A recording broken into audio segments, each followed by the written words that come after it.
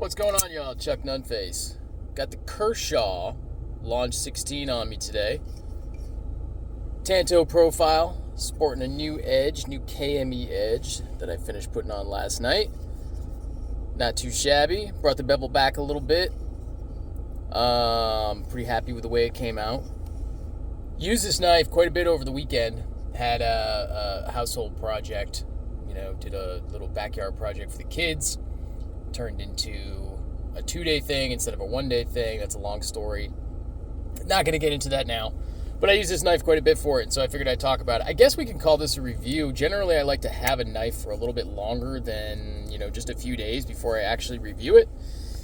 But I've used it and I've sharpened it, so I feel fairly qualified to at least give some sort of short-term use review on this one right here. So yeah, let's just go ahead and jump into it. It is an auto knife. It is a side opening auto. Got a nice snappy action to it. It is about 3.45, something like that, inches for the blade. It's light aluminum chassis. It's got some some inserts right there to give it that grip. Anodized aluminum, that olive drab. Nice little American flag lasered on there. It is in CPM M4 steel, which I'm a big fan of. Let me see if I can just let that kind of go free. CPM M4. Big fan of that stuff right there. And this is one of their USA-made knives, which I am also a big fan of. So I would imagine it's mostly made. Who knows if they outsource some of their fasteners and things like that. They may not. I have no idea. But yeah, it's a USA-made blade. Knife ship free, by the way. That's where I got this one. They had a Kershaw sale. So overall impressions, I do like it. It does have some good and some bad. First of all, the good, it feels great in hand. Deployment is nice. I like the blade profile. I love the choice of materials in CPM M4. In sharpening, it felt like, I don't know what the HRC is on this. I didn't see it listed anywhere, but I also didn't do like a real deep dive on it. It felt like it had a good heat treatment. So as you can see, I brought the bevel back, not an insane amount, but considerable. Because in sharpening, I wanted to kind of get a little bit more aggressive with the edge, and kind of test it a little bit and push the acuteness on the secondary bevel a little bit. And I wasn't going to do that initially because I thought I may resell this, but I ended up dropping it, and so I got some dings on it and everything else. And so I was thinking, you know what? Instead of worrying about reselling it or something like that, let's just. It's not like this is a high dollar knife or anything like that. So let's just go ahead and just enjoy it, and use it and do whatever with it. Anyway, so sidebar over. So it seems like the heat treat is pretty good on this. It did hold an edge well through the tasks that I was using it for. I did receive no edge damage, but it did, of course, need to be stropped, but it's dropped back to, hair shaving sharp. No problem there. I really like CPM M4 as a steel. It was one of my favorite, probably still is one of my favorite non-stainless steels. And it's an upgrade over a lot of different steels out there. From toughness and edge holding capability, edge retention and toughness. CPM M4 is a pretty good choice in my opinion. You can go do the research on it yourself. But yeah, I mean, I think it's a great steel. The only thing it would lack would be corrosion resistance. But the blade is coated, and plus I don't really concern myself overly with corrosion resistance. It's not one of those things that's super important to me, even though I do live in Southeast Texas. And it does get very humid in the summertime. I'm not outdoors a lot. I work indoors, and it's not like I'm slogging around in the swamps or anything like that on a regular basis. So I don't really worry about corrosion resistance all that much. So yeah, I really love the steel choice on this, and it looks like the heat treat. In my opinion, just from sharpening and use, it seems like the heat treat was pretty good on it. So yeah, there's a lot to like. I mean, the price point is good on this too. So these are going to be pretty competitively priced. They're not outrageous. So that's a good thing also. Now, some things that aren't so great on this, just initially, One thing I really don't like is you kind of get that click. So the blade in the closed position isn't locked in that resting position. You can push it back against the blade stop. I think that would be solved with, let's see if I can show it on camera. If I can. I don't know if I even can. It's going to be tough. But there's a post. You can see it right there. That's a pretty thin post for the button. So there's a spring behind that and everything else, and that's spring loaded, and that's what causes you can get the button to depress that way. I'm not really going to be able to show it all that great. But in any case, it's kind of thin, I think, with a more robust button. So the choil right there, or the whatever you want to call it, the ricasso, would actually make a firm connection with that, and so you wouldn't be able to do that.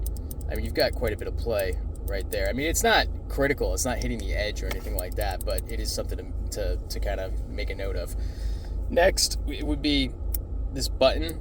It's not super positive,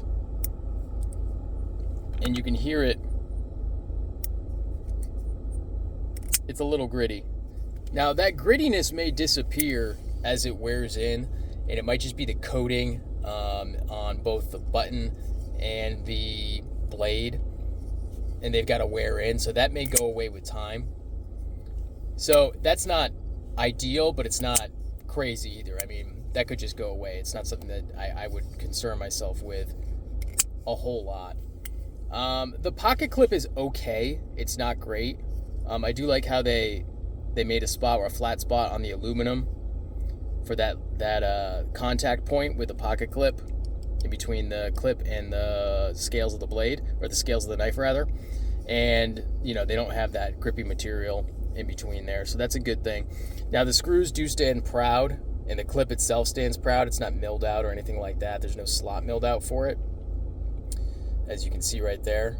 So that's not ideal either. However, I mean, it's not a deal breaker. It's one of those things you kind of, you get what you pay for. It doesn't have all those extra flourishes and accoutrements and everything else in the construction. It's just kind of bolt on, which is fine. It's not the end of the world. The biggest thing that I noticed would be there is a little bit of play in the blade, a little bit of rock. And I was cutting some hose. I was doing draw cuts like this, pull cuts. And I did notice the blade rocking a little bit when I was doing that. That didn't give me the greatest feeling of confidence when I was using the knife. And the other thing that may have to do with it is this button. If you're gripping the knife, this button can be depressed just a little bit. And if it's depressed just a little bit, you get more rock. And then it isn't much before it will just slip. Now, you would have to be somewhat intentional in order to get it to slip. It's not going to do that if there's zero pressure. But if you get the button about halfway depressed and the spring is not super strong, you can get the lock to slip. So if you're gripping the knife, you need to be aware of that. If you've got your thumb, because if you're holding the knife like this, your thumb can be right on that button. If your thumb's on that button, you could induce a failure. You could. Not necessarily saying you would, but you could. Possible solution would be to make this button a little bit more recessed, or have a stronger spring that actuates the button itself, which I think could be accomplished if you increase the diameter of the post that connects the spring to, or the button to the back side of this side of the knife. I'm not an engineer, but you kind of get what I'm saying. I hope it made it kind of clear on that.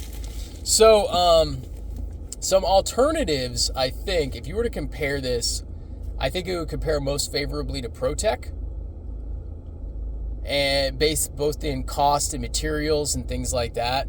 Similarly priced, I think your average ProTech might be a little bit more than a USA-made Kershaw, but you're both going to be getting USA-made knives, American companies, similar materials in the sense that it's going to be aluminum construction. Your blade material is likely going to be a little bit better on the Kershaw, in this case with CPM M4. In order to get a similar price, you may have to settle for 154 cm, which I believe that CPM M4 in my mind is an upgrade over standard 154 cm in almost every way, except corrosion resistance, which is the least important metric for me. But I think if you were going to get if you wanted a side opening auto as a dedicated knife to really use and to have 100% faith in, nothing is 100% faithful. Nothing is 100% reliable. But I favor ProTech over this Kershaw, pretty much any ProTech, because all the ProTechs that I've had have been rock solid, and they execute the side opening auto better than a lot of companies out there. I've never kept one in my collection for a really long period of time, but I've always been impressed with the quality, and I'm always satisfied with the quality when it comes to ProTech. So I would probably lean towards a ProTech over this particular Kershaw. But that being said, for the money, I mean, it's fantastic. You're not going to get the real solid lockup that you're going to get with something like a Microtech. I mean, this thing's not budging, and it's also not moving in the closed position. I mean, this thing is just rock solid, super strong springs, super solid construction. But this also is, a higher price point than something like this. I think ProTech would probably be more favorably compared to the Kershaw. And I would have to say, if I were to only choose one, I would probably go with ProTech. But all that being said, this is a nice knife. This is a nice knife. It's not perfect, but I think it's a good value for what you get. And I think if, you're not going to have this be the knife that you depend your life and livelihood on, and it's just going to be for EDC and things like that, I think you could do a lot worse. I'm not saying this knife would fail. I just think there are some weak points in the construction that maybe it wouldn't be my first choice as, something to beat on day in and day out and be, a knife that I 100% had to rely on in any situation. I don't think it would be the knife I chose. Does not mean in any way that it's a bad knife. I think it's actually pretty great. So all that being said, appreciate you watching the video. Appreciate everybody who's subscribed to the channel. If you haven't subscribed, please consider doing so. I certainly would appreciate that. It means a lot to me to get those new subscribers to the channel. Drop a like on the video. Leave a comment. What do you think about this knife? Kershaw knives, the launch series, ProTechs, Microtechs, anything like that. And stay tuned for the next one. Peace.